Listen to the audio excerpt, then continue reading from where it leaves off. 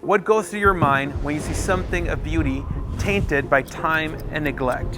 What once was vibrant and full of life has become victim of death and decay.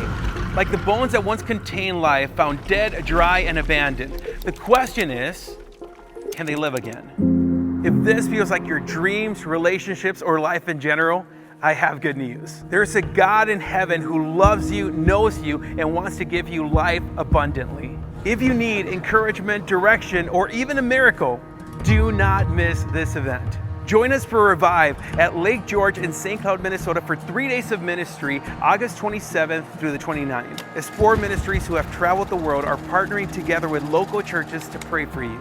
I believe that Jesus will meet you where you're at and reveal himself to you. So if you are coming in need of hope or as a skeptic in need of proof, I am coming expecting miracles, and I hope you will too.